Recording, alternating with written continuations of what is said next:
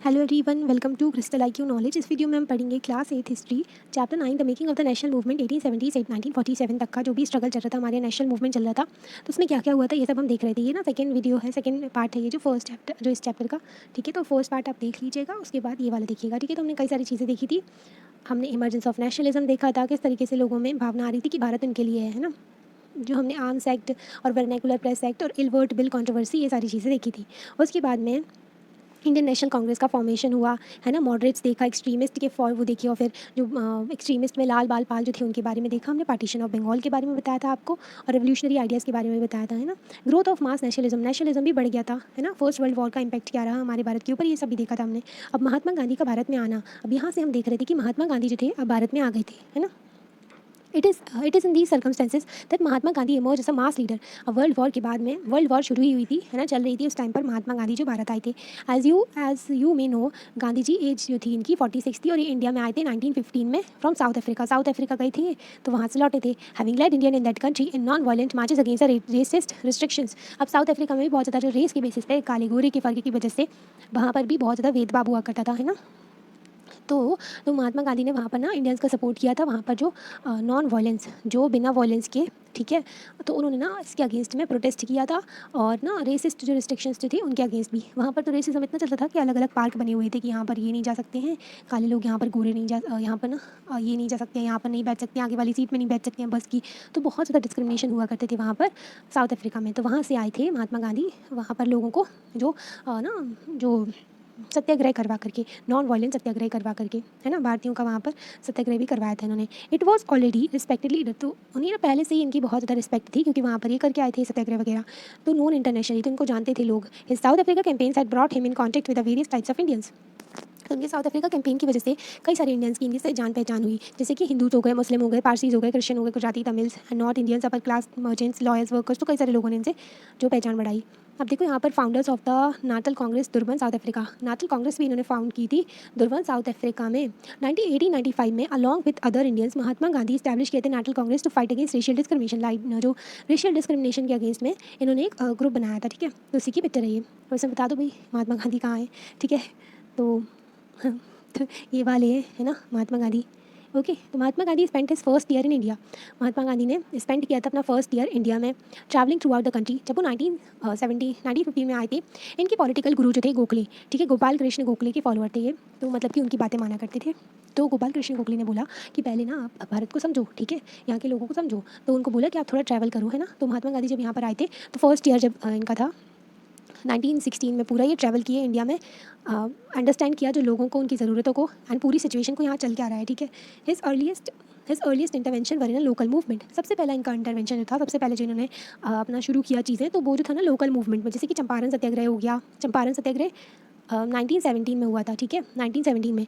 खेड़ा सत्याग्रह हुआ था, खेड़े सत्याग्रह हुआ था, और फिर अहमदाबाद मिल स्ट्राइक भी हुई थी, where he came in a contact with Rajendra Prasad and Vallabh Bhai Patel. तो इनकी थोड़ी बातचीत हुई और कॉन्टेक्ट में आ गई है राजेंद्र प्रसाद के, ठीक है, जो कि फर्स्ट प्रेसिडेंट थे ना हमारी कंट्री के, एंड वल्लभ भाई पटेल के भी कॉन्टेक्ट में आए ये है ना।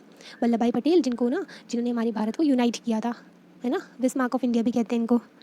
Okay, in Ahmedabad he led a successful mill workers strike. तो अहमदाबाद में मिल वर्कर स्ट्राइक की थी। चंपारण एंड खेड़ा 1917 में हुआ था, एंड चंपारण खेड़ा सत्याग्रह, चंपारण सत्याग्रह, फिर उसके बाद में अहमदाबाद के मिल वर्कर्स की स्ट्राइक करवाई थी 1918 में। तो अब ना हम डिटेल में जानेंगे कि मूवमेंट जो ऑर्गेनाइज किया गया 1990 से लेकर के 1922 के बीच में। रॉलेट सत्याग्रह हुआ था, इसको ना काला कानून भी कहते थे। 1919 में गांधी जी ने कॉल किया क्या, सत्याग्रह करना है रॉलेट एक्ट के। Rowlatt act that was part, तो ब्रिटिशर्स ने ना ये एक्ट पास किया था, ये एक्ट बनाया था, ठीक है। The act of the fundamental rights such as freedom of speech and expression and strengthened police power. तो ये जो एक्ट था ना, लोगों को जो freedom of speech and expression था, जिनको बोलने की आज़ादी थी, वो उनसे छीन लेता था, ठीक है। और उनकी ना पुलिस पावर को बढ़ा दिया था। इसमें क्या होता था कि कोई भी जो है, जो पुलिस है, वो किसी भी पर्सन को अरेस्ट कर सकती है, 2 साल तक जेल में रख सकती है ना, बिना किसी रीज़न के। ओके, तो महात्मा गांधी, मोहम्मद अली जिन्ना एंड अदर्स को, दूसरे लोगों को लगा, उनको भी लगा कि जो government had no right to restrict people basic freedom. तो गवर्नमेंट के पास में कोई भी ऐसा अधिकार नहीं है कि जो बेसिक फ्रीडम है वो हमसे छीन सके, पीपल से छीन सके। They criticise the act as devilish. तो इन्होंने ना क्रिटिसाइज किया जो डेवलिस्ट है ये एक्ट, और टिरनिकल है, मनमर्जी कर रहे हैं ये लोग जो ब्रिटिशर्स है अपने यहाँ, ठीक है, कुछ भी करे जा रहे हैं। गांधी ने बोला इंडियंस को कि Gandhi asked the Indian people to observe 6 April 1919 as a day for non violent opposition to this act, as a day of humiliation and power. तो इन्होंने बोला 6 तारीख जो है ना, 6 अप्रैल को आप जो नॉन वायलेंट प्रोटेस्ट करेंगे उस डे को ना ह्यूमिलेशन एंड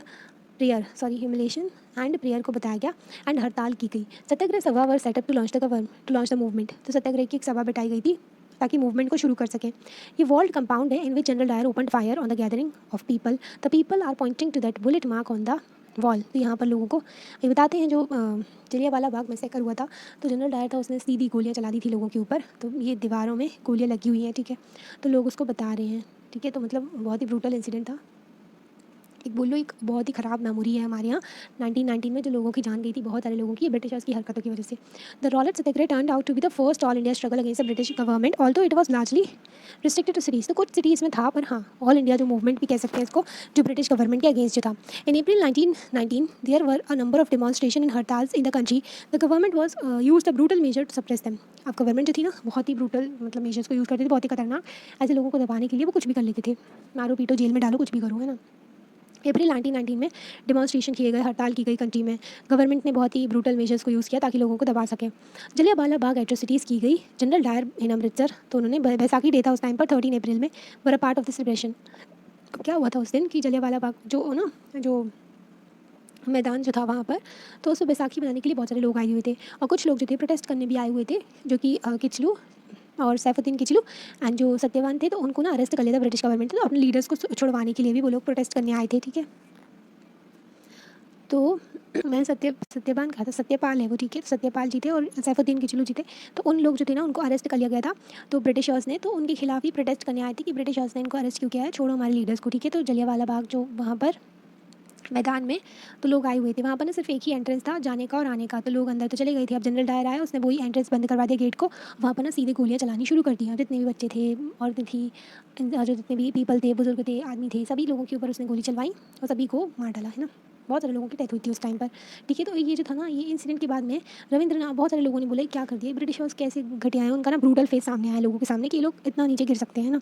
तो रविंद्रनाथ टैगोर जो थे, उन्होंने एक्सप्रेस किया था अपना पेन, अपना जो दर्द था और गुस्सा, जो उनको ना नाइटहुड का टाइटल मिला हुआ था ब्रिटिशर्स से। रविंद्रनाथ टैगोर ही वो पर्सन थे जिनको ना फर्स्ट, जो एशिया के फर्स्ट पर्सन जो थे जिनको ना नोबेल प्राइज़ मिला था, ओके, लिटरेचर के फील्ड में, जो गीतांजलि के लिए उनकी पोएम की बुक है। नाइटहुड जो था, नाइटहुड क्या होता था, हॉनर दिया जाता था, ब्रिटिश ने क्राउन जो देती थी एक्सेप्शनल पर्सन को जो भी अचीवमेंट करता था या फिर पब्लिक सर्विसेज में, तो उनको ना नाइटहुड का टाइटल दिया जाता था। During the revolt Rowlatt satyagraha, the participant try to ensure Hindu Muslim were united in the fight against the British rule. तो रॉलेट सत्याग्रह के टाइम पर हिंदू मुस्लिम जो यूनाइट हो जाएं और फाइट करें अगेंस्ट किसके, ब्रिटिश रूल के, ये ना जो कोशिश थी। This was also the call of Mahatma Gandhi, who always saw India as a land of all people who lived in the country. तो महात्मा गांधी जो थे ना, उनको तो लगता था कि जो भारत के सारे लोग हैं ना, जो भारत में रहते हो, वो उनका ही है, हिंदू हो चाहे मुस्लिम हो या फिर अदर रिलीजन्स हो। ही वॉज कीन that the Hindus and Muslim support each other in any just cause. तो हिंदू एंड मुस्लिम सपोर्ट करें एक दूसरे को, ठीक है। तो ये जो था महात्मा गांधी का था। Khilafat tension and non cooperation movement, Khilafat issue was one such cause. तो खिलाफत जो मूवमेंट था ना और नॉन कॉपरेशन मूवमेंट को मर्ज किया गया, और ना क्या किया, हिंदू मुस्लिम की यूनिटी देखने को मिली इसमें। 1920 में the British imposed harsh treaty on the Turkish sultan और खलीफा। तो क्या हुआ था, जो ना ये हार गए थे ब्रिटिश वर्ल्ड वॉर, जो ब्रिटिश तो जीत गए थे, जो दूसरे वाली जो पावर्स थी जिसमें ऑटोमन टर्क भी आते थे, तो ना वो लोग हार गए थे। तो उन्होंने क्या किया, जो फर्स्ट वर्ल्ड वॉर में उन्होंने एकदम ना ट्रीटी इम्पोज कर देते थे। इनका ब्रिटिशर्स का एक फंडा था, बताओ तुमको क्या होता था कि उन लोग कहते थे कि अगर हार रहे हो, ठीक है, जैसे कि अगर ब्रिटिशर्स हार रहे हैं तो कॉम्प्रोमाइज़ कर लो, ठीक है, बातचीत करके सुलटा लो, ठीक है, ऐसा था। और अगर जीत रहे हो तो सामने वाले को इतना कमज़ोर कर दो कि दोबारा वो लड़ ना पाए। तो ब्रिटिशर्स ऐसा किया करते थे, ठीक है। तो उन्होंने हार्श ट्रीटी, बहुत ही खतरनाक वाली ट्रीटी लगा दी टर्किश सुल्तान के ऊपर, ठीक है। तो उसके बाद क्या हुआ, people were furious about this as they had been about the Jallianwala Bagh massacre, ठीक है। तो ये लोग जो थे, लोग गुस्सा हुए थे इससे भी, जो हमारे यहाँ के मुस्लिम्स थे। Also Indian Muslims were keen that the Khalifa be allowed to retain control over the Muslim sacred places in the east while Ottoman empire.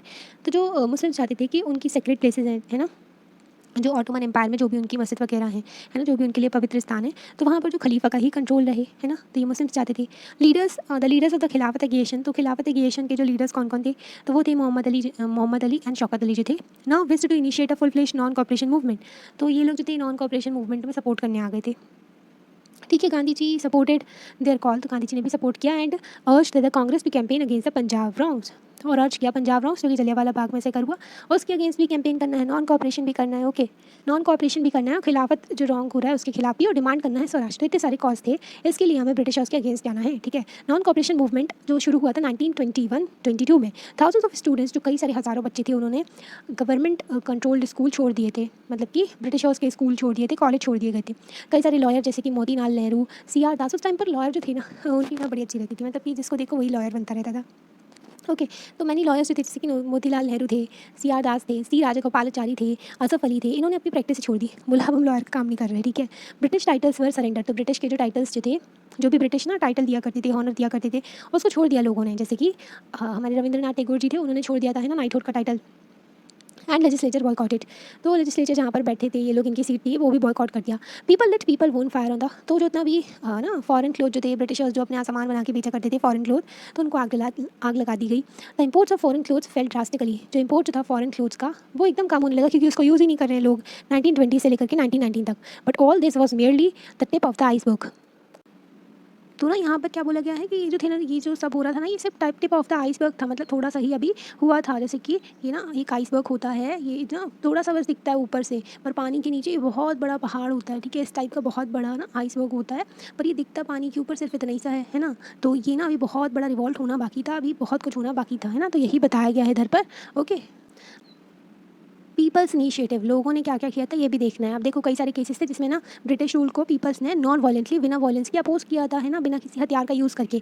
कई सारे केसेस में आया ना, मतलब डिफरेंट क्लासेस थी, ग्रुप्स थे, तो लोग थे ना जो अपने आप से, जो गांधी ने बोला था ना, वो गांधी जी ने जो स्वराज के लिए कहा था, ओके, तो उसको ना डिफरेंटली अपने अपने मैनर में उसको समझ रहे थे, अपने अपने एंड पे गलत, मतलब अलग ही समझ रहे थे वो अपनी आज़ाद, मतलब कुछ और ही समझ रहे थे। Okay, protested in ways that are not in accordance with idea, तो गांधी तो बोलते थे कि वायलेंस नहीं होना चाहिए, है ना, पर ये लोग जो थे ना, मतलब अपने हिसाब से अपने आप को गांधी का फॉलोअर भी बताते थे और अपने हिसाब से इंटरप्रिटेट किया था चीज़ों को, है ना। In either case people link their movement to local grievances, और पीपल है ना, जो लोग थे बहुत ज़्यादा प्रॉब्लम सफ़र फेस कर रहे थे जो ब्रिटिशर्स की वजह से, है ना, तो उन्होंने अपनी जो लोकल प्रॉब्लम्स थी ना उससे लिंक कर लिया, जो एक आइडिया था ना स्वराज का, उसको।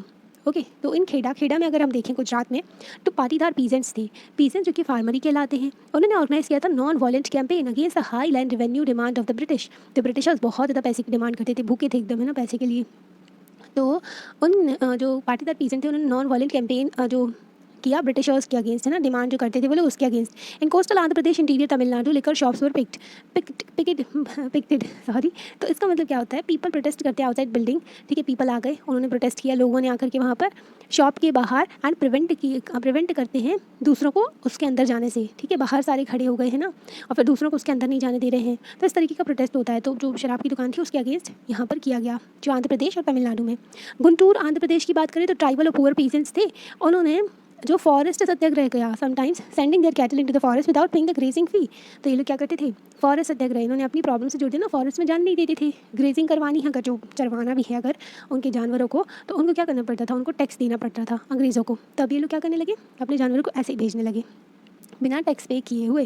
दे were protesting because the colonial state had restricted their use of forest resources in various age. तो वो इसलिए प्रोटेस्ट कर रहे थे क्योंकि कॉलोनियल जो गवर्नमेंट थी ना, उन्होंने रिस्ट्रिक्ट कर दिया था, मना कर दिया था, इन लोगों को अंदर ही नहीं जाने देते थे, है ना, फॉरेस्ट रिसोर्सेज का यूज़ ही नहीं करने देते थे। ट्राइबल्स तो फॉरेस्ट के ऊपर ही डिपेंडेंट रहते थे, है ना। They believe that Gandhi ji would get their taxes reduce, उनको लगता था कि गांधी जी जो हैं उनके टैक्सेस को कम करवा देंगे, जितना भी उनको गवर्नमेंट को पे करना पड़ रहा है। एंड जो have the forest regulation abolished, और जो फॉरेस्ट रेगुलेशन है उनको अबॉलिश करवा देंगे, मतलब ख़त्म करवा देंगे, टैक्स को कम करवा देंगे, फॉरेस्ट जो रेगुलेशन है उनको ख़त्म, जो उसको भी ख़त्म करवा देंगे। ओके, तो ये लग रहा था लोगों को। In many forest villages peasants proclaim Swaraj, कई सारे जो फॉरेस्ट विलेजेस थे, तो फॉरेस्ट विलेजेस, तो वहाँ पर ना जो पीजेंट थे, फार्मर्स थे, तो उन्होंने क्या किया, उन्होंने ना खुद ही स्वराज मान लिया कि ये ना हमारा स्वराज, हमको जो सेल्फ रूल है हमको मिल गया है। एंड बोलते थे Gandhi raj was about to establish, Gandhi raj शुरू होने वाला है। ओके, यहाँ पर ऐसा बोला गया। सिंध अगर पाकिस्तान में बात करते हैं, उस टाइम पर हमारे अंडर ही आता था आज़ादी के पहले। तो Muslim traders and peasants were very enthusiastic about the Khilafat call. तो ये बहुत ज़्यादा एक्साइटेड थे जो मुस्लिम ट्रेडर्स थे, पीसेंट्स थे, खिलाफत कॉल की वजह से, है ना, ये खिलाफत जो हो रहा है ना उसके अगेंस्ट जो प्रोटेस्ट करना है। इन बंगाल में देखें तो खिलाफत एंड नॉन कॉपरेशन अलायंस अच्छा खासा निकल के आया था, कम्युनल यूनिटी देखने को मिली थी, पर थोड़ा थोड़ा ये भी कहते हैं कम्युनलिज्म के बीच भी पड़ गए थे, ब्रिटिशर्स ने डाल दिए थे और ये थोड़े और बढ़ गए थे, है ना। तो एंड जो strength to the national movement, और ये जो खिलाफत नॉन कॉपरेशन में जो यूनिटी देखने को मिली थी, इससे ना स्ट्रेंथ भी मिली जो नेशनल मूवमेंट को। अब Punjab the Akali agitation of Sikh sought to remove corrupt mahant. Punjab में ना अकाली एगेशन हुआ, सिख ने जो अगेशन किया, जो प्रोटेस्ट किया अगेंस्ट, और ना जो करप्ट महंत थे उनको वहाँ से निकाला, सपोर्टेड बाय द ब्रिटिश। और ब्रिटिश ने इनको सपोर्ट किया था फ्रॉम द गुरुद्वारस। तो गुरुद्वारस में ना कुछ करप्ट लोग हुआ करते थे, हर किसी में हो सकते हैं, ऐसा कुछ भी नहीं है ना। तो कुछ लोग होते हैं ऐसे, तो उनको ना क्या किया था, जो पंजाब में सिख थे उन्होंने ना ये करप्ट महंत को बाहर निकाला था ब्रिटिशर्स की सपोर्ट से, है ना, गुरुद्वारे से। This movement got closely identify with the non cooperation movement. इसको भी जोड़ दिया गया नॉन कॉपरेशन मूवमेंट से। इन असम टी गार्डन लेबरर्स, जो टी गार्डन लेबरर्स थे, जो कि ना टी गार्डन मतलब कि असम में ना जो ऐसे टेरेस फार्मिंग की जाती है और ये टी ग्रो की जाती है, ओके, चाय की पत्तियाँ ग्रो की जाती हैं वहाँ पर। तो वहाँ पर टी गार्डन लेबर्स थे, उनकी भी ना जो मजदूर थे वहाँ पर, उनकी भी बहुत हालत ख़राब थी। ब्रिटिशर्स उनको घर भी नहीं जाने देती थी अपने। तो ना उनने क्या बोला कि गांधी महाराज की जय बोला, उन्होंने डिमांड किया big increase in their wages. तो उन्होंने बोला कि हमारे ना जो पेमेंट है, जो वेजेस होती ना, तो वो बढ़ाओ, ठीक है, अंग्रेज़ों से। They left the British own plantation, वो छोड़ के चले गए जो ब्रिटिश के प्लांटेशन थे ना, प्लांट थे जहाँ पर वो काम किया करते थे। AIIMS the declaration that they were following Gandhi wish. तो उन्होंने बोला कि गांधी जी की विश फॉलो कर रहे हैं हम, वो छोड़ के जा रहे हैं, उन्होंने ऐसा बोल दिया। और गांधी महाराज की जय ये सब बोला और डिमांड किया कि हमारी इंक्रीज़ करो वेज, और फिर वहाँ से चले गए। Interestingly, in the Assamese Vaishnav song of the period, the reference to Krishna was substituted by the Gandhi राजा। तो ना अब जो असामी वैष्णव सॉन्ग जो थे उसमें ना कृष्ण जी को गांधी राजा से, जो कृष्ण जी थे ना, तो उनकी जगह जो गांधी राजा बोला गया, मतलब कि भगवान से भी कंपेयर करने लगे थे लोग, है ना। तो महंत जो होते हैं रिलीजियस फंक्शनरीज होते हैं सिख गुरुद्वारे में जो रिलीजियस काम वगैरह करते हैं ना, वो होते हैं महंत कहते हैं उनको।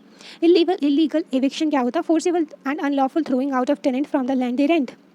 मतलब कि एक ज़मीन है, उसका रेंट वगैरह पे कर रहे हैं वहाँ पर, जो पीसेंट है काम कर रहे हैं, तो उनको ज़बरदस्ती वहाँ से निकाल देना, है ना, तो उसको इलीगल एविक्शन कहलाता है। ये देखो, ये पिक्चर दी गई है, जैसे कृष्ण जी ने रथ चलाया था ना, जो अर्जुन थे उनका, तो उसी तरीके से ना ये पिक्चर बनाई गई है, ठीक है। तो यहाँ है popular representation of Mahatma Gandhi and popular image to Gandhi is often shown as a divine being occupying a place within the pattern of Indian gods image. He is driving Krishna ji का चैरियट, जो रथ है ना कृष्ण जी का, वो चला रहे हैं गांधी जी, ठीक है। तो इस तरीके से बताया गया है। और सारे लीडर्स की अपनी देखो यहाँ पिक्चर बना दी गई है, नेहरू को यहाँ बिठा दिया है ना, और सुभाष चंद्र बोस हैं।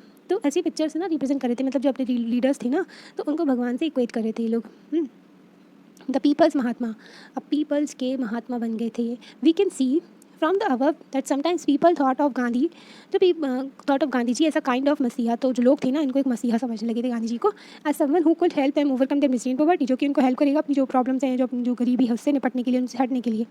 Gandhi ji wish to build class unity, Gandhi ji ना बिल्ड करना चाहते थे क्लास यूनिटी, ठीक है, जो यूनिटी होनी चाहिए, नॉट कॉन्फ्लिक्ट वगैरह नहीं होना चाहिए, लड़ाई झगड़े नहीं होने चाहिए। पीजेंट्स को imagine that he would help them in their fight against जमींदार। पीजेंट्स को लगता था कि गांधी जी उनको हेल्प करेंगे कि वो लड़ सके ज़मींदार के अगेंस्ट। एंड एग्रीकल्चरल लेबरर्स को लगता था कि उनको ना ज़मीन मिल जाएगी वापस अपनी, ठीक है। तो गांधी जी उनको ज़मीन लेने में भी हेल्प करेंगे, और गांधी ना जो ज़मींदार के अगेंस्ट फाइट करने में भी हेल्प करेंगे। पीजेंट्स को ऐसा लगता था, फार्मर्स को। At times ordinary people credited Gandhi with their own achievement, और जैसे ही लोगों को ना कुछ भी अचीवमेंट होती तो वो गांधी को अपनी अचीवमेंट से जोड़ देते, बोलते हाँ ये जो है उनको ना बोलते कि ये तो गांधी जी की वजह से हुआ है ना, इस तरीके से। For instance at the end of a powerful movement peasants of Pratapgarh in the United Province ना Uttar Pradesh manage to stop illegal eviction of tenants, but they felt it was Gandhi ji who had won this demand for them. मतलब कि देखो, एक case यहाँ पर बताया गया कि इलीगल इविक्शन हो रहा था उत्तर प्रदेश में, उत्तर प्रदेश की बात है।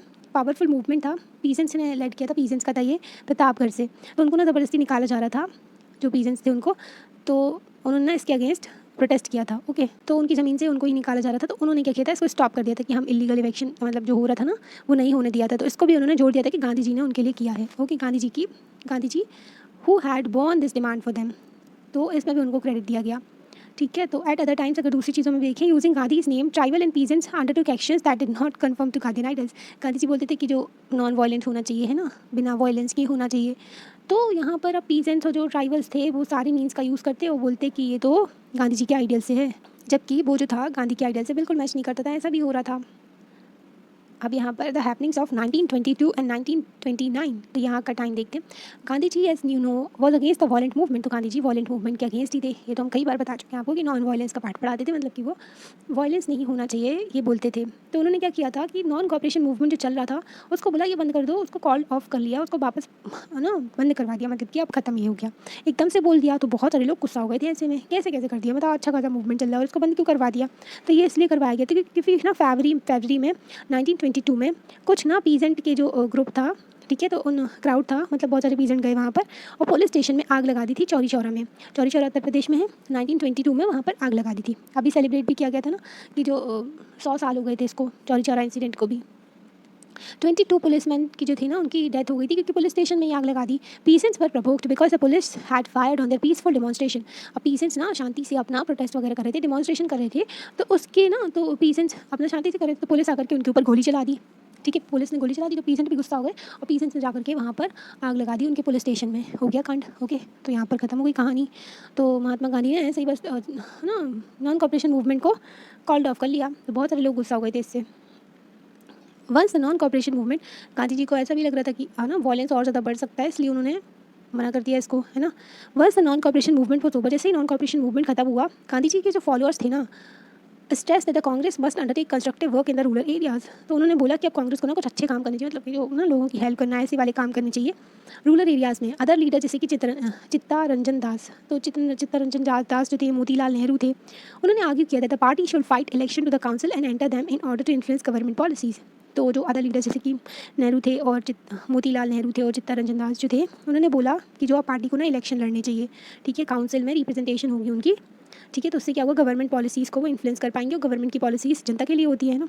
Through sincere social work in villages, sincere social work करना है, विलेजेस पे काम करना है ना। In the mid 1920s the Gandhis were able to extend their support base. तो गांधी जो होंगे ना, अगर ऐसा काम करेंगे ना, जब सोशल वर्क करेंगे, विलेजेस में जाएंगे, ठीक है, तो उनका बेस और ज़्यादा बढ़ेगा, लोगों को पता चलेगा कि ये सब हो रहा है, हमको आज़ादी चाहिए, है ना, तो बहुत सारी चीज़ों के बारे में पता चलेगा। This proved to be very useful in launching civil disobedience movement in 1930s. तो जो ये सपोर्ट बेस बढ़ाया था, इससे जब सिविल डिसोबीडियंस मूवमेंट चलाया 1930s में, सॉल्ट सत्याग्रह, तो उसमें लोगों ने बहुत साथ दिया था, है ना। ये देखो चित्तरंजन दास जो थे, इनकी है ना फोटो दी गई है, पिक्चर। तो major figure in the freedom fighter में दास एक लॉयर थे ईस्ट बंगाल से। ही वॉज स्पेशली एक्टिव थे नॉन कॉपरेशन मूवमेंट में, बहुत ज़्यादा इन्होंने अपना रोल प्ले किया था, है ना। Two important development of the mid 1920s में दो और चीज़ें हुई। क्या हुई भाई, राष्ट्रीय स्वयं सेवक संघ इस्टेब्लिश किया गया, एक Hindu organisation, and the Communist Party of India establish की गई। These parties have held their very different ideas about the kind of country India should be. तो दोनों के ना जो आइडियाज़ थे वो एकदम अलग थे, है ना। हिंदी की तो एक दो ना राष्ट्रीय स्वयं सेवक संघ हिंदू पार्टी थी, कम्युनिस्ट पार्टी ऑफ इंडिया ये अलग पार्टी थी। तो इनके आइडियाज़ अलग अलग थे कि हमारा भारत कैसा होना चाहिए, है ना।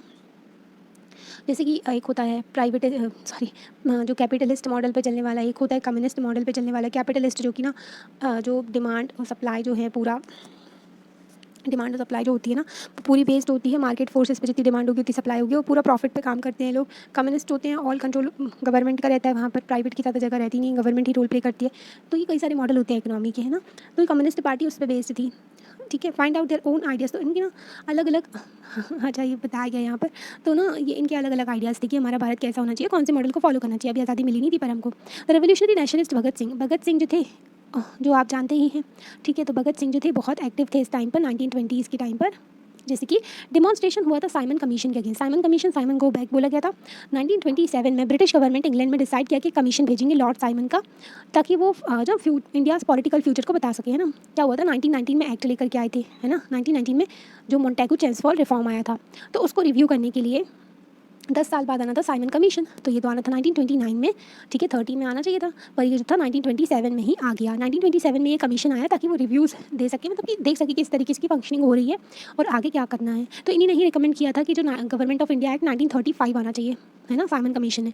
तो साइमन कमीशन जो था ना, इसमें कोई भी इंडियन रिप्रेजेंटेटिव नहीं था, सारे जो थे ना ब्रिटिशर्स थे। The decision created the outreach, तो लोग ना बहुत गुस्सा आ गए थे। इसकी वजह से ऑल पॉलिटिकल ग्रुप्स ने डिसाइड किया था कि हम बॉयकॉट करेंगे साइमन कमीशन को, इनका सपोर्ट बिल्कुल नहीं करेंगे। और कमीशन के जो अगेंस्ट जो थे, साइमन गो बैक के नारे लगाए गए, बगैर यहाँ से बोल दिया, ठीक है। तो ये देखो बहुत लार्ज स्केल पे प्रोटेस्ट भी किया था लोगों ने।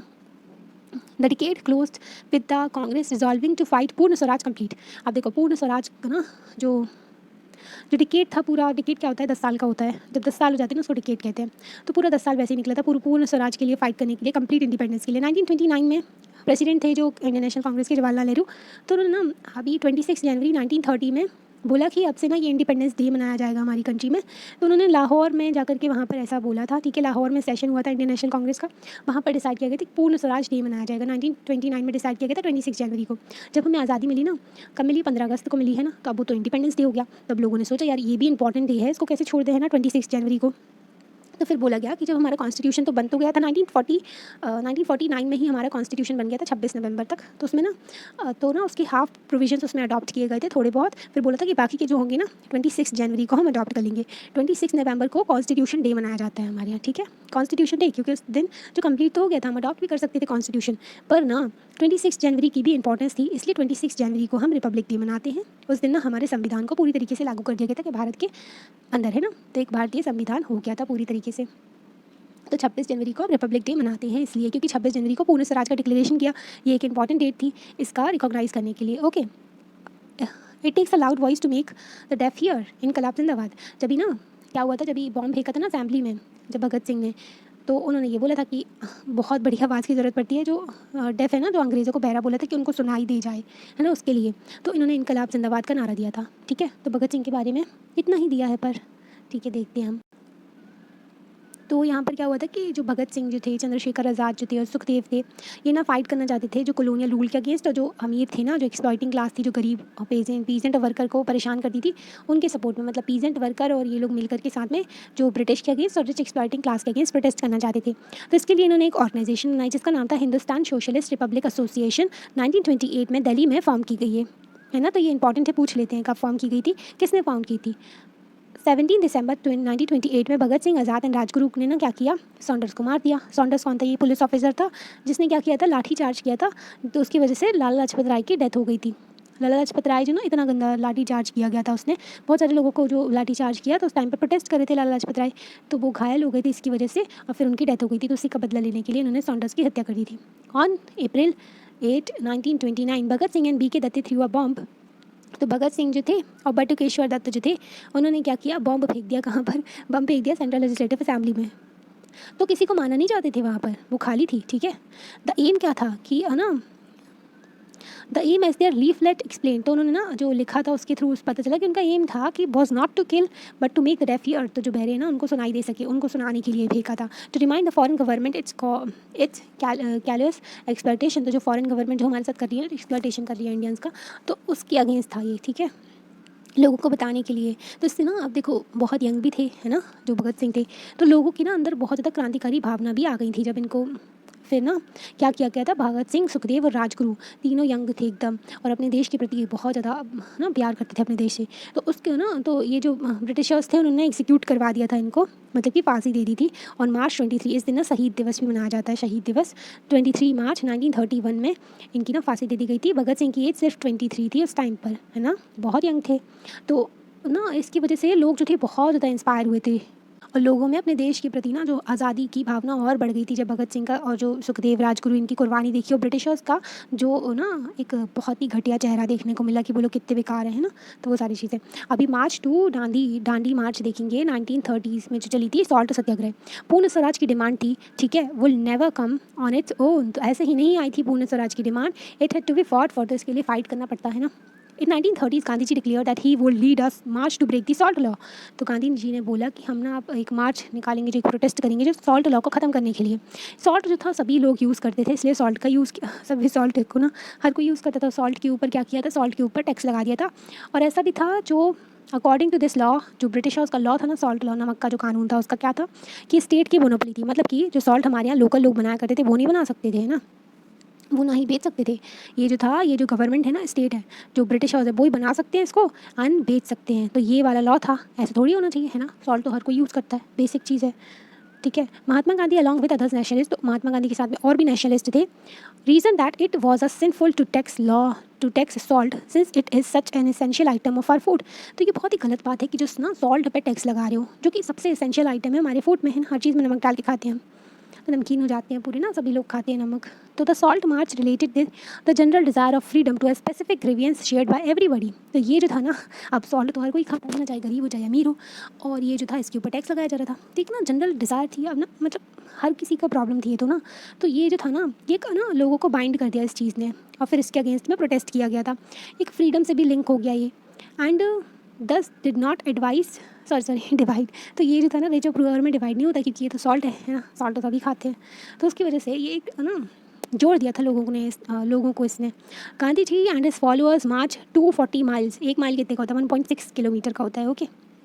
तो जो गांधी जी जो थे वो 240 माइल्स तक चले थे साबरमती से कोस्टल टाउन दांडी तक। ये पूछ लेते हैं, ठीक है, ये पूछा जाता है कि जो गांधी जी है ना, वो उनका जो सॉल्ट मार्च था, दांडी मार्च था, कहाँ से कहाँ तक चला था, है ना। तो ये साबरमती से कोस्टल टाउन दांडी तक चला था, जहाँ पर उन्होंने क्या किया था, वहाँ पर ना उन्होंने गए थे और वहाँ पर ना नेचुरल सॉल्ट को गैदर किया था सी शोर में, और ये कहलाता है ना, बॉइलिंग किया था, जो उबाला था, जो सी का वाटर होता है ना, पानी जो था उसको उबाला और उससे सॉल्ट बनाया था। तो ब्रेक कर दिया उनका लॉ, है ना, तोड़ दिया लॉ, क्योंकि अंग्रेज़ तो बोलते थे कि उनके अलावा कोई लॉ बना जो सॉल्ट बना ही नहीं सकता, है ना। तो ये चीज़ करी थी उन्होंने। ये देखो गांधी की फ़ोटो दी गई है, ठीक है। तो Gandhi ji breaking the salt law by picking a lump of natural, ये देखो नेचुरल सॉल्ट को उठा रहे हैं वो। तो ये क्या हुआ, ये ब्रेक कर दिया उनका जो नेचुरल लॉ था, नेचुरल लॉ नहीं, जो नेचुरल सॉल्ट था ना उसको बनाया इन्होंने, उठाया, और जो ब्रिटिशर्स का लॉ था उसको क्या कर दिया, तोड़ दिया, ठीक है, ख़त्म हो गया। Women in the freedom struggle, अब विमेन का क्या रोल था फ्रीडम स्ट्रगल में। अम्बाबाई फ्रॉम कर्नाटका, ये कर्नाटका से अम्बाबाई के बारे में बताया गया है। Women from diverse background participated in the national movement, women's जो थी अलग अलग बैकग्राउंड से थी, ठीक है। अब सबकी कंडीशन ही ख़राब थी वैसे तो इन्होंने प्रोटेस्ट किया था, पार्टिसिपेट किया था नेशनल मूवमेंट में। और नेशनल मूवमेंट तो प्रोटेस्ट करके ही हो रहा था, है ना, कि जो अंग्रेज़ों को हटाना है हमको, है ना। तो उसके लिए तो पार्टिसिपेट किया था विमेंस ने नेशनल मूवमेंट में। Young and old, single and married, कोई भी हो, चाहे यंग हो, चाहे ओल्ड हो, सिंगल हो, मैरिड हो। They came from rural urban areas, जहाँ से भी आती हों, गांव से या फिर शहर से। From both conservative and liberal homes, चाहे वो कंजर्वेटिव हो, लिबरल्स मतलब कि आज़ादी देते हैं थोड़ी बहुत वुमेंस की ना, ऐसा। और कंजर्वेटिव एकदम पिछड़ी हुई सोच वाले हैं ना, जो कि बिल्कुल ही रिस्ट्रिक्शंस लगाते थे वुमेंस के ऊपर। Their involvement was significant for the freedom struggle, तो इनका इन्वॉल्वमेंट बहुत ही इंपॉर्टेंट था फ्रीडम स्ट्रगल के लिए। For the women's movement and for themselves personally, उनके लिए भी ज़रूरी था, है ना। और वुमेन के मूवमेंट के लिए भी यहीं से थोड़ा थोड़ा नींव पड़ने लगी थी कि मतलब क्या चल रहा है ना कंट्री में, है ना, अंग्रेज़ों से अलग लड़ना पड़ रहा है। और वुमेंस का देखो तो इतनी कंडीशन ख़राब करके रखी है ना। तो उनके लिए भी ज़रूरी था कि ये अपना रोल निभाएं यहाँ पर, है ना, अंग्रेज़ों के खिलाफ प्रोटेस्ट भी करें और अपने अधिकारों के लिए भी बोलें, है ना। जो ब्रिटिश ऑफिशियल्स थे, इंडियन नेशनलिस्ट थे, ठीक है, तो उनको लगा था कि जो विमेंस का पार्टिसिपेशन होगा तो उससे नेशनल जो स्ट्रगल है ना उसको बहुत ज़्यादा फोर्स मिल जाएगी। सोचो ना, 50% पॉपुलेशन जो है उनको क्या करके रखा है, घर में बंद करके रखा है। जब वो पार्टिसिपेट ही नहीं करेंगे हमारे यहाँ तो कैसे काम चलेगा, है ना। और जब ये लोग पार्टिसिपेट करेंगे ना तो फिर देखो इनकी तो ब्रिटिशर्स तो गए काम से, है ना। तो जो both British officials and Indian nationalist फैलते थे विमेंस पार्टिसिपेशन से नेशनल स्ट्रगल जो था उसको बहुत ज़्यादा फोर्स मिलेगा। Participation in the freedom movement brought women out of their homes, तो पार्टिसिपेशन जो फ्रीडम मूवमेंट में किया इन्होंने तो उससे क्या हुआ, औरतें अपने घर से बाहर आई, ठीक है, वरना उनको घर में बंद करके रखा जाता था।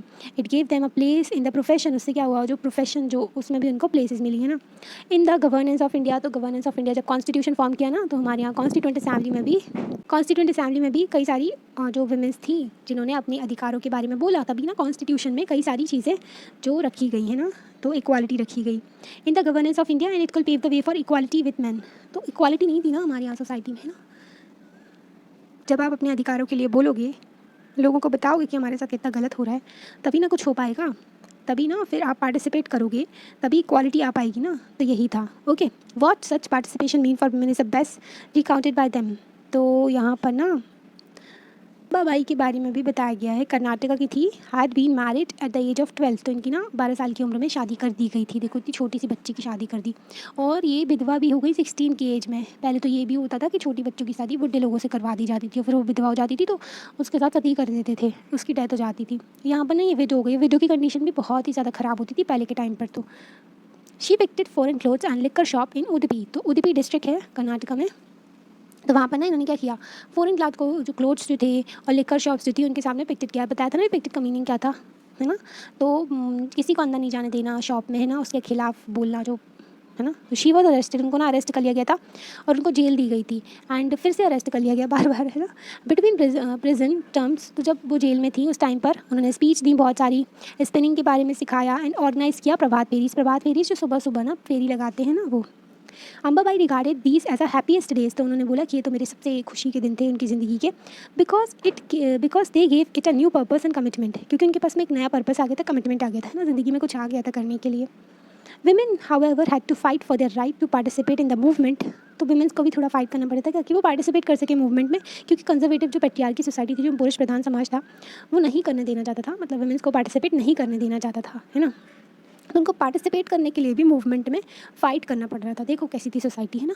During the salt satyagraha for instance, अगर सॉल्ट सत्याग्रह की बात करें तो even Mahatma Gandhi ji was initially opposed women's participation. तो शुरू में तो महात्मा गांधी ने भी अपोज किया था, देख लो अब NCERT पे लिखा है। तो ड्यूरिंग द सॉल्ट सत्याग्रह तो महात्मा गांधी ने भी शुरू में अपोज किया था। फिर ना सरोजनी नायडू जिनको नाइटिंगेल ऑफ इंडिया भी कहा जाता है, ठीक है, तो उन्होंने क्या किया था, उन्होंने बोला था, जो परसुएट किया था, मनाया था, और फिर अलाउ करवाया वुमेंस को ताकि वो मूवमेंट को ज्वाइन कर सकें, है ना। तो कई सारे रीज़न रहे होंगे, तो उसकी वजह से भी, और फिर सरोजनी नायडू ने रोल प्ले किया यहाँ पर और वुमेंस को अलाउ करवाया ताकि वो भी ज्वाइन कर सकें मूवमेंट, पार्टिसिपेट कर सकें, है ना। पीसेंट ट्राइबल्स वुमेन ने पार्टिसिपेट किया, बहुत सारे जो नंबर थे इनके, तो उन्होंने पार्टिसिपेट किया था मूवमेंट में। बिजनेस फेडरेशन पब्लिश्ड पैम्पलेट निकाला इन्होंने ऑन सॉल्ट इशू। तो बिजनेस फेडरेशन से उन्होंने जैसा ना ऐसे पैम्पलेट देते हैं पेपर के साथ में, तो उस तरीके का पैम्पलेट जो बंटवाए थे, निकाले थे सॉल्ट इशू में, ठीक है, जो सॉल्ट लॉ था ना उसके इशू में। The government tried to crush the movement through brutal action against the peaceful satyagrahis. तो गवर्नमेंट ने ना, कोई भी प्रोटेस्ट होता ना, गवर्नमेंट आ जाती थी अपना पुलिस लेकर के लाठी चार्ज करने, लोगों को मारने के लिए, है ना। तो पूरा कोशिश की गवर्नमेंट ने ताकि इस मूवमेंट को दबा सके, है ना। जो सत्याग्रहीज थे उनके against thousands were sent to jail, तो बहुत सारे लोगों को जेल में डाल दिया गया। The combined struggle of the Indian people bore fruit when the government of India act 1935 prescribe provincial autonomy. Government of India act इतना अच्छा था कि 2 साल भी नहीं टिक पाया, है ना, क्योंकि ब्रिटिशर्स ने ना शायद जल्दी में बना दिया होगा और ज़्यादा पावर दे दी, इसलिए फिर इन्होंने जल्दी से वापस ले लिया था इसको, है ना। पर लोगों ने देख लिया था, पावर चख ली थी, तो मतलब समझ गए थे कि अब तो ना आज़ाद तो लेनी है ये ब्रिटिशर्स से। तो गवर्नमेंट ऑफ इंडिया एक्ट है ना, उससे कई सारे प्रोविजन लिए गए हमारे कॉन्स्टिट्यूशन में, ठीक है। तो ना इससे क्या होता है, प्रोविंशियल ऑटोनॉमी दे दी गई थी इसमें। And the government reannounced elections to the provincial legislature. Government ने अनाउंस करती कि इलेक्शन होंगे प्रोविंशियल लेजिस्लेचर में, ठीक है, इन 1937। द कांग्रेस ने, तो क्या हुआ था फिर, इलेक्शंस हुए, इलेक्शंस के बाद से कांग्रेस जो थी वो 7 आउट ऑफ 11 प्रोविंसेस में उन्होंने अपनी गवर्नमेंट फॉर्म की, ठीक है। फिर उसके बाद में इन सितंबर 1939, 2 साल बाद क्या हुआ था, कांग्रेस का जो रूल था उसकी जो ना वो उसमें प्रॉब्लम क्या आ गई थी कि सेकेंड वर्ल्ड वॉर शुरू हो गई थी कांग्रेस के रूल के टाइम पर, है ना। सेकेंड वर्ल्ड वॉर शुरू हो गई थी 1939 से 1945 तक चली थी, ओके। तो यहाँ पर ये हुई, तो critical of Hitler Congress leaders were ready to support the British war effort. तो ना हिटलर जो था उसकी पॉलिसीज़ बहुत ख़राब थी और हिटलर के अगेंस्ट में कांग्रेस लीडर सपोर्ट करने को तैयार हो गए थे ब्रिटिशर्स को, है ना, क्योंकि ब्रिटिश भी इन्वॉल्व थे वॉर में, है ना। But in return they wanted that India we granted independence. पर रिटर्न में क्या चाहिए, ठीक है, जो कांग्रेस ने बोला ठीक है हम सपोर्ट कर देंगे तुम लोगों को, ब्रिटिशर्स को, पर हमको ना आज़ादी देनी पड़ेगी, तुम्हें भारत को आज़ाद करना पड़ेगा, है ना, और ब्रिटिशर्स को जाना पड़ेगा यहाँ से आफ्टर द वॉर के बाद में। द ब्रिटिश ने मना कर दिया इस डिमांड को, कांग्रेस मिनिस्ट्री ने रिज़ाइन कर दिया प्रोटेस्ट में। जब क्या हुआ कि जो डिमांड की थी इंडिपेंडेंस की, तो ब्रिटिशर्स ने मना कर दिया कि नहीं देंगे इंडिपेंडेंस, है ना।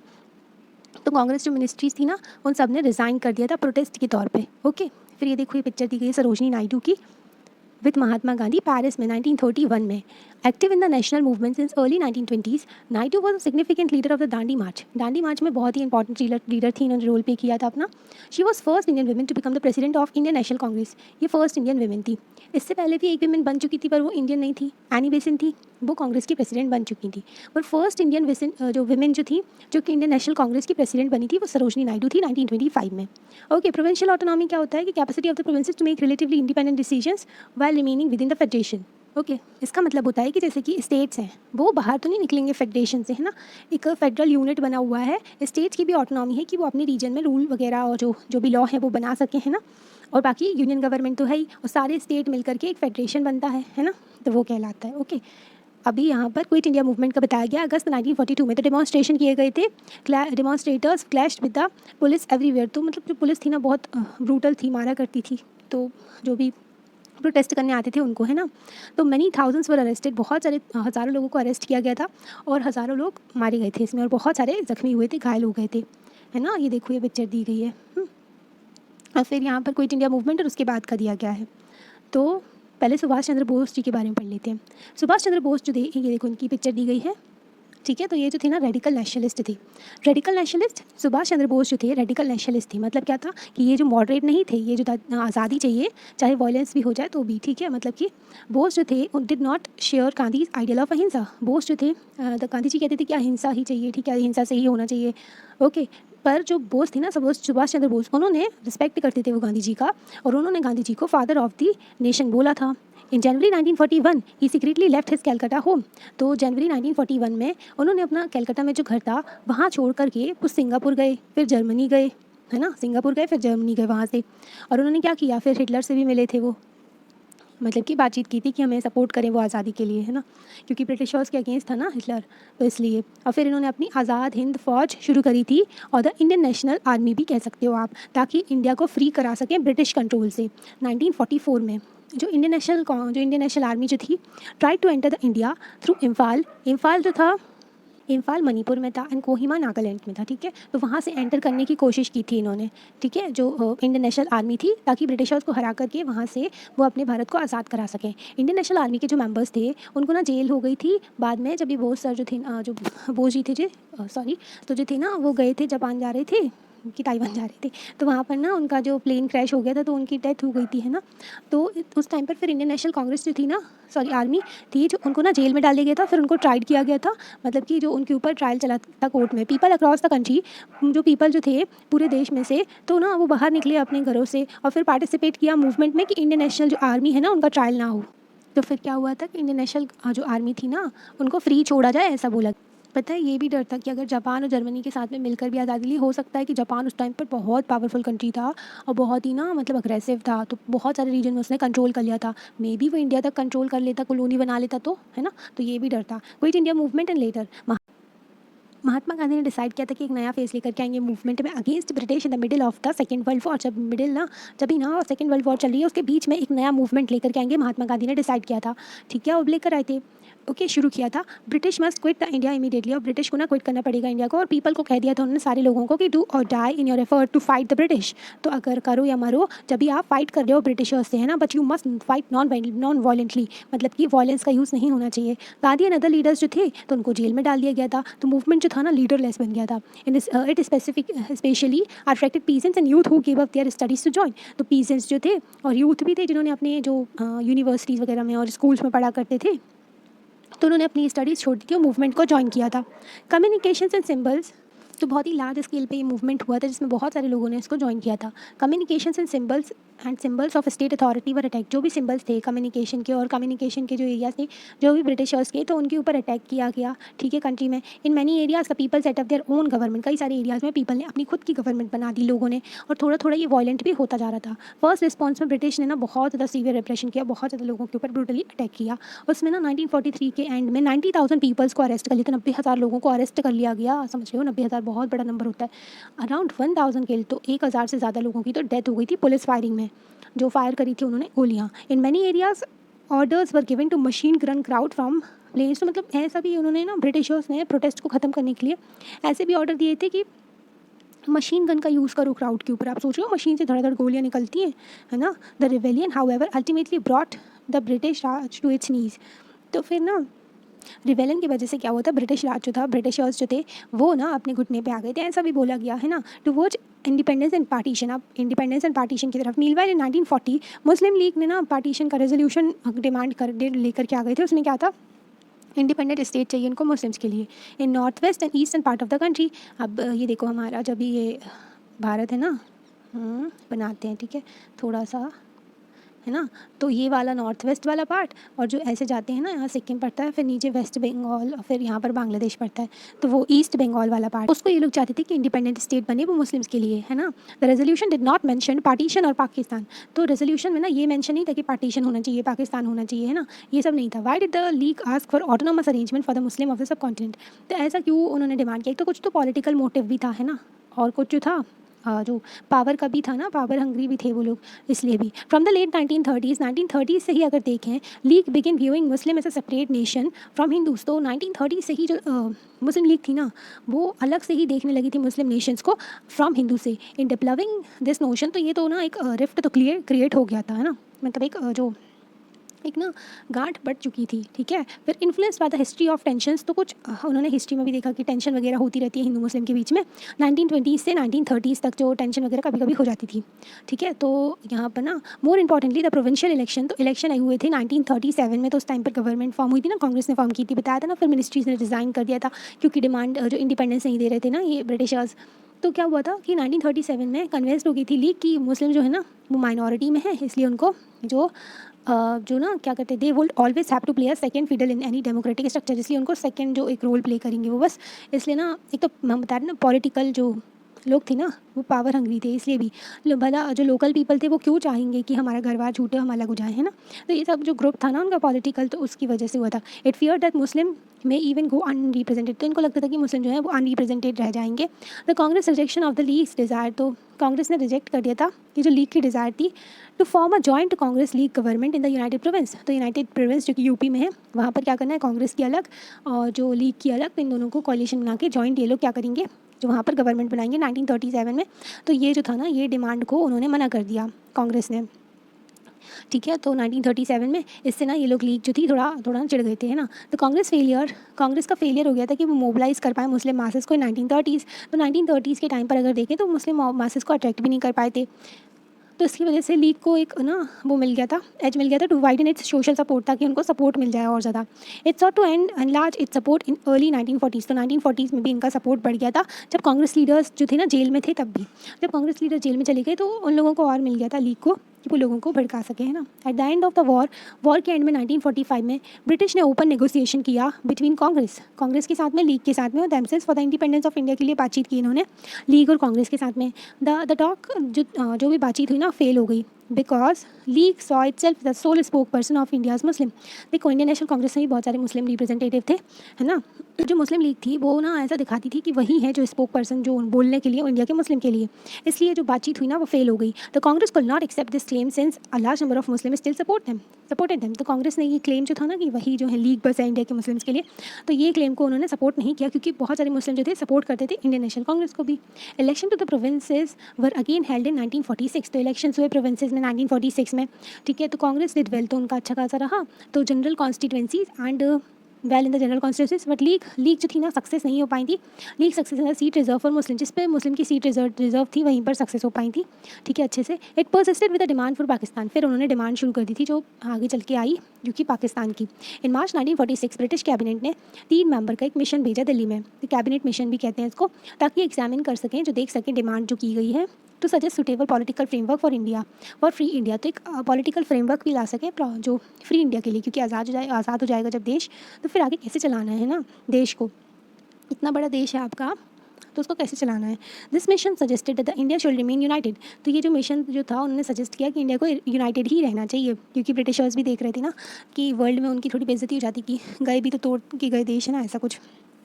और जो मतलब कि ब्रिटिशर्स भी बहुत ज़्यादा भले जीत गए थे वॉर में, पर जो बहुत ज़्यादा पैसा लग गया था उनका भी, है ना, बहुत सारी कॉलोनीज़ भी आज़ाद हो गई थी उनकी, तो अब कहाँ से लूट के रिकवर करते हैं ना, थोड़ी इज्जत भी प्यारी थी उनको। तो उन्होंने बोला कि जो यूनाइट ही रहना चाहिए and constitute itself as a loose federation, और कॉन्फेडरेशन फॉर्म कर ले with some autonomy for Muslim majority areas. तो मतलब कि लूज कॉन्फेडरेशन होना चाहिए जिसमें ना जो माइनॉरिटी है उनको ज़्यादा ऑटोनॉमी दी जाए, जैसे कई सारे स्टेट हैं हमारे यहाँ, उनको ना थोड़ी ज़्यादा पावर है, ठीक है। But it could not get the Congress and Muslim League to agree, पर कांग्रेस और मुस्लिम लीग एग्री नहीं कर पा रहे थे इसमें। स्पेसिफिक डिटेल्स जो ये प्रपोजल में दी गई थी, पार्टीशन नाउ बिकम मोर और लेस इनएविटेबल, फिर पार्टीशन जो था होना ही था। After the failure of the cabinet mission के फेलियर में, ठीक है, तो कैबिनेट मिशन का फेलियर हो गया, मुस्लिम लीग ने डिसाइड किया कि वो ना प्रोटेस्ट करेंगे, ओके, ताकि जीत सके पाकिस्तान को। Protest in the sense violence का यूज़ किया था, लीग जो थी ना मुस्लिम लीग, उन्होंने भड़काया था, और ना बहुत दंगे भड़क गए थे उस टाइम पर, है ना। इट अनाउंस 16 अगस्त 1946 को इन्होंने डायरेक्ट एक्शन डे बनाया। On this day riots broke out in Calcutta, तो बहुत ज़्यादा दंगे हो गए थे, बहुत सारे लोगों की जान गई थी, है ना। लास्टिंग सेवरल डे, कई दिनों तक ये चलता रहा, बहुत सारे लोगों की जान गई, है ना, हज़ारों लोगों की। बाय मार्च 1947, तो 1947 तक जो वॉयलेंस था different parts of northern India में फैल गया था और ज़्यादा। Many hundreds of thousand peoples were killed, तो बहुत ज़्यादा ना हज़ारों लोगों की जान गई। And numerous women had to face untold brutalities during the partition, women's को तो बहुत ज़्यादा प्रॉब्लम फेस की गई थी, उनके साथ बहुत बदसलूकी की गई थी, ठीक है, पार्टीशन के टाइम पर। Millions of people were force to flee their homes, तो बहुत सारे लोग जो थे वो अपना ना उनको फोर्स किया गया कि वो अपना घर छोड़ के चले जाएँ, है ना, क्योंकि ऐसा तो था नहीं कि एक रीजन में सारे मुस्लिम रहते होंगे, बहुत सारे जो हिंदूज़ थे वो वहाँ पर पाकिस्तान साइड वाले एरिया में रहते थे, बंगाल साइड वाले एरिया में रहते थे, और ना मुस्लिम्स भी हमारी कंट्री में भी रहा करते थे, मतलब कि जो एरिया में है ना अलग अलग एरियाज़ में रहा करते थे। तो पार्टीशन की खबर फैली, कुछ तो यहीं रह गए जो कि अभी भी अच्छे से हैं, है ना, बाकी जो थे ना जो लीग से अट्रैक्ट होकर के, तो वो लोग चले गए वहाँ पर, है ना। तो उसमें दंगे वगैरह हो रहे थे उस टाइम पर, okay. Torn asunders asunders from their homelands they were reduce to being refugees in the alien land. तो अब क्या हुआ, अच्छा खासा अपने घर में रह रहे थे वो चैन से, तो ये मुस्लिम लीग की वजह से हमारे देश बट गया और क्या हुआ, फिर वो दूसरे जगह पर ना एलियन बन गए थे, मतलब अपनी ही जगह में उनको ऐसा लग रहा था कि हम कहीं और आ गए हैं ना, जबकि था वो पूरा देश ही है ना हमारा। पर ये जो क्या करें, पार्टीशन हो गया था। Partition also meant that India changed, many of its cities changed. Partition का मतलब था इंडिया बदल गया है, थोड़ा सा चेंज हो गया है और उसकी सिटीज़ भी चेंज हो गई है। न्यू कंट्री पाकिस्तान बन गया था, वॉज बॉर्न। जो बांग्लादेश है ना, पहले ईस्ट पाकिस्तान कहते थे उसको, फिर वो भी आज़ाद हो गया था 1971 में, क्योंकि उसके साथ भी बहुत बुरा बर्ताव करते थे, जो कि वेस्ट पाकिस्तान था, जो कि अभी करंटली पाकिस्तान है ना। फिर क्या हुआ, so the joy of our countries independence तो आई हमारी ब्रिटिश रूल में, पर पेन और वॉयलेंस के साथ में आई। बहुत सारे लोगों का घर छिन गया, उनका जो प्रॉपर्टी छिन गई है ना, और वो लोगों ने, उनकी फैमिली छिन गई उनसे, बहुत सारे लोगों की डेथ हुई है ना, तो बहुत सारी प्रॉब्लम्स क्रिएट हो गई थी। और जिस टाइम पर ये सब हो रहा था ना, उस टाइम पर महात्मा गांधी कहाँ थे ये पूछा जाता है, तो ये जो महात्मा गांधी थी ना, कैलकाटा में थे वो, है ना, तो बंगाल साइड थे वो, हेल्प कर रहे थे लोगों की। ये देखो रिफ्यूजीज़ की पिक्चर दी गई है, जो कि ना न्यू दिल्ली में search of food and shelter के लिए, देखो इतने सारे लोग थे, मतलब ह्यूज, उस कंडीशन को झेला है अपन ने, है ना, मतलब उस टाइम पर। ये देखो ये पिक्चर दी गई है, जवाहरलाल नेहरू लिसन सुन रहे हैं महात्मा गांधी का। Before session of the Congress July 1946, Gandhi ji disciple the Congress socialist and internationalist Nehru. तो गांधी जी के जो डिस्पाइल जो हैं, स्टूडेंट्स चेले भी कह सकते हैं ना। Nehru was leading architect of national movement and a free India's economy polity. तो ये लीड कर रहे थे किसको, जो नेशनल मूवमेंट है हमारा, फ्री हो जाएगी हमारी जो इंडियन इकोनॉमी है इन पॉलिटी। ठीक है जी, तो इतना हो क्या है अभी, ये देखो ये picture. Khan Abdul Ghaffar Khan, Pashtun leader from the North West Frontier Province से थे, with a colleague but peace colleagues at a peace march through Bihar. तो बिहार में पीस मार्च कर रहे थे 1947 में। ठीक है, खान अब्दुल गफ्फार खान गांधी जी हैं, है ना। तो ऑल्सो नोन एज द बादशाह खान, तो इनको बादशाह खान भी कहा जाता था। इन्होंने, he was a founder of the खुदाई खिदमतगार। तो खुदाई खिदमतगार एक पावरफुल नॉन वॉलेंट मूवमेंट था अमंग पठान के जो उसमें ऑफिस प्रोविंस। बादशाह खान वॉज स्ट्रांगली अपोज करते थे, वो नहीं चाहते थे कि हमारा भारत का पार्टीशन हो। इन्होंने क्रिटिसाइज भी किया था हिज कांग्रेस कलीग का फॉर एग्रीइंग टू 1946 डिवीजन। तो इन्होंने ना जो निंदा भी की थी कि इसकी, कांग्रेस में जो लोग थे जो कि मान गए थे 1947 में डिवीजन में, मान नहीं पड़ता क्या करते, मतलब इतना ज़्यादा वॉयलेंस वगैरह हो रहा था, है ना। ये देखो यहाँ पर ना कुछ पिक्चर्स दी गई हैं, इनको एक्सप्लेन कर देते हैं। मौलाना आज़ाद के बारे में देखते हैं। तो मौलाना आज़ाद की पिक्चर दी गई है, अदर जो मेंबर्स हैं कांग्रेस के, उनके साथ में सेवाग्राम में 1942 की। आज़ाद बॉर्न हुए थे मक्का में, बंगाली इनके फादर थे, एंड मदर जो थी वो जो थी अरब की थी। ठीक है, इनको कई सारी लैंग्वेजेस आया करती थी। Azad was a scholar of Islam, तो इस्लाम के स्कॉलर थे, इस्लाम के बारे में जो पढ़ाते हैं ना वो। And exponent of notion of वहत ए दीन, the essential oneness of all religion. और ना इसको भी प्रमोट करते थे कि एसेंशियल वननेस, सारे जो रिलीजन है ना तो एक है, तो यही है। एंड एक्टिव पार्टिसिपेंट थे गांधीयन मूवमेंट के, गांधीयन मूवमेंट में एक्टिवली इन्होंने पार्टिसिपेट किया था। And staunch advocate of Hindu Muslim unity को भी प्रमोट किया करते थे। He was oppose to Jinnah's two nation theory. तो जो जिन्ना की टू नेशन थ्योरी थी ना, पाकिस्तान का डिवीजन करना, ठीक है, तो उसके अपोज में थी ये, है ना। फर्स्ट एजुकेशन मिनिस्टर भी थे। ओके, इतना समझ गए। उसके बाद में जो Chakravarti Rajagopalachari speaking to Gandhi ji before Gandhi Jinnah talk के पहले ये बात कर रहे हैं, तो इनकी पिक्चर दी गई है। A veteran nationalist leader of the salt satyagraha, जो साउथ में सॉल्ट सत्याग्रह किया गया था ना, उसके लीडर सी राजगोपालाचारी थे। चक्रवर्ती राजगोपालाचारी, पॉपुलरली नोन एज राजा जी कहा जाता था इनको। ये जो थे इंडियन गवर्नमेंट के मेंबर भी थे एंड फ्री इंडिया के फर्स्ट गवर्नर जनरल भी थे। ओके, सरदार वल्लभ भाई पटेल, तो ये इनको फादर ऑफ द जो ना आयरन मैन ऑफ इंडिया कहते थे। तो ना इनको सरदार पटेल को बिस्मार्क ऑफ इंडिया भी कहते थे, क्योंकि इन्होंने भारत को यूनाइट करा था। मतलब कि जो राजा महाराजा थे ना, उनके राज्यों से जो इंस्ट्रूमेंट ऑफ असेशन साइन करवाया, उनसे बातचीत की है ना, और अपने देश को यूनाइट ही रखा जब इंडिपेंडेंस के बाद, है ना। तो उसमें इनका बहुत इंपॉर्टेंट रोल प्ले किया था इन्होंने। जो सरदार पटेल थे, तो इनको सरदार का टाइटल जो ना बरदौली सत्याग्रह हुआ था 1928 में, उस टाइम पर मिला था। तो Patel hailed from an impoverished peasant property family of Nadia Gujarat. तो एक पीसेंट फैमिली से आते थे, है ना। Former organiser of freedom movement थे, फ्रीडम मूवमेंट का भी इन्होंने ऑर्गेनाइज किया था 1918 से। And Patel served as a president of the Congress in 1931। और ये जो थे ये प्रेसिडेंट थे 1931 में कांग्रेस के। मोहम्मद अली जिन्ना, इन्होंने पार्टीशन करवा दिया था पाकिस्तान का, है ना। तो एम्बेसडर थे हिंदू मुस्लिम यूनिटी के, ऐसा कुछ भी नहीं था वैसे तो, इन्होंने तो मतलब अलग ही करवा दिया था, फिर पाकिस्तान बनवा दिया था ना 1920 में। तो 1920 में सपोर्ट किया करते थे यूनिटी को। Jinnah played an important role in making of the Lucknow pact में इनका इंपॉर्टेंट रोल रहा है। ही रीऑर्गनाइज मुस्लिम लीग को रीऑर्गनाइज किया 1934 में and became the major spokesperson for the demand of Pakistan. और ये जो थे मेजरली यही थे स्पोक पर्सन, जो बोलने वाले कि पाकिस्तान बनाना है ना। तो इनकी गांधी जी के साथ में पिक्चर दी गई है। ओके, फिर ये सब हो गया था, है ना। अभी यहाँ पर चैप्टर हो गया है कंप्लीट। अभी nationalism in Africa, the case of Ghana. Ghana के बारे में केस दिया गया है। घाना एक अफ्रीकन कंट्री है। तो late 19 and earlier 20th century में यहाँ पर क्या देखने को मिला, नेशनलिज्म देखने को मिला और African Asian Afro Asian unity देखने को मिली। एशिया एक कॉन्टिनेंट है, अफ्रीका भी एक कॉन्टिनेंट है, जहाँ पर अंग्रेज़ों ने अपनी कॉलोनी बना करके रखी थी, है ना। तो कॉमन ही तो था कि एक्सप्लॉयटेशन दोनों जगह का हो रहा था और नेशनलिज्म भी दोनों जगह ही देखने को मिल रहा था कि हमें आज़ाद होना है ना, और अपने देश के प्रति प्यार। In many of these nationalism arose as a part of anti colonial struggle for independence. अब देखो बहुत सारी कंट्रीज थी जिनको कॉलोनी बना करके रखा था। तो नेशनलिज्म जो ऐसा पार्ट निकल के आया था, नेशनलिज्म क्यों निकल के आया था, क्योंकि कॉलोनियल जो थे ना उनके अगेंस्ट जो लोग थे वो गुस्सा हो रहे थे और फिर जो एंटी कॉलोनियल स्ट्रगल कर रहे थे, ठीक है, ताकि उनको इंडिपेंडेंस मिल सके, आज़ादी मिल सके। कॉलोनियल रूल जो अफ्रीका में था डिक्टेटोरियल था, तो डिक्टेटोरियल था वहाँ पर। Only the chiefs were allowed to rule on behalf of the foreign powers. तो ना मतलब एक जो आदमी होता है वो डिक्टेटर होता है, जैसे हिटलर था ना, उसकी मर्जी से सब कुछ चला करता था, है ना। तो ओनली द चीफ, तो एक पर्सन होगा जो कि अलाउ होगा, जो कि रूल करेगा on behalf of the foreign power के बिहाफ में। Alternatively law affecting Africans were created in all white legislature. अब जो भी लॉ बनाए जाते थे ना अफ्रीकन्स को जो भी अफेक्ट करते थे, वो सारे कौन बनाता था, जितने भी जो गोरे जो सफ़ेद जो वाइट लेजिस्लेचर थे, मतलब कि ब्रिटेन के जो थे वो, मतलब कि फ्रांस के भी, जो भी यूरोप के थे, है ना, जिन्होंने उनको कॉलोनी बना करके रखा था, जैसे हमारे यहाँ होता था, है ना। ब्रिटिशर्स अब क्या करते थे, Africans had no decision making power. Africans के पास भी कोई डिसीजन मेकिंग पावर्स नहीं थी और रिप्रेजेंटेशन भी नहीं थी। Not until after the second world war तक तो बिल्कुल भी नहीं थी इनके पास में, है ना। नहीं, not until after the second world war at least. तो सेकेंड वर्ल्ड वॉर तक तो नहीं थी, फिर उसके बाद में थोड़ी बहुत आई होगी शायद। फिर इंडिपेंडेंस मिलने लगा था ना सबको, क्योंकि second world war, first world war हुई, फिर सेकेंड वर्ल्ड वॉर तक कमज़ोर पड़ गई थी जो यूरोपियन पावर्स थी, क्योंकि उनका बहुत सारा पैसा वगैरह और सोल्जर्स भी खर्च हो गए थे जो वॉर में, है ना। तो वो लोग भी परेशान हो गए थे। तो the forcible take over of land from local owners, ज़बरदस्ती ज़मीनों का ले लेते थे लोकल ओनर्स से, जैसे हमारे यहाँ किया करते थे, पीजेंट्स को परेशान करते थे और बहुत ज़्यादा टैक्स लिया करते थे, जैसे हमारे यहाँ करते थे, और बहुत ही ख़राब वर्किंग कंडीशन हुआ करती थी। मैनी अफ्रीकन जो थे इसकी वजह से उन्होंने प्रोटेस्ट किया था, क्योंकि वर्किंग कंडीशन ख़राब, टैक्स बहुत ज़्यादा देना पड़ता था, उनकी ज़मीन उनसे ले रहे थे, है ना। तो 1957 में घाना जो था, घाना को क्या बोलते थे, 1957 तक घाना का नाम था गोल्ड कोस्ट बोलते थे इसको, घाना को, ठीक है। द फर्स्ट सब सहारन अफ्रीकन कंट्री थी जिसको इंडिपेंडेंस मिली। सब सहारन जो एरिया होता ना, वहाँ की फर्स्ट कंट्री थी जिसको इंडिपेंडेंस मिली थी। The freedom movement was led by Kwame Nkrumah convention pledge party. तो इन्होंने फ्रीडम मूवमेंट लेड किया था, जैसे हमारे यहाँ इंडियन नेशनल कांग्रेस ने शुरू करवाया था, है ना, जिसमें सारे हमारे फ्रीडम फाइटर्स थे। ओके, फिर उसके बाद में क्या हुआ था, है ना।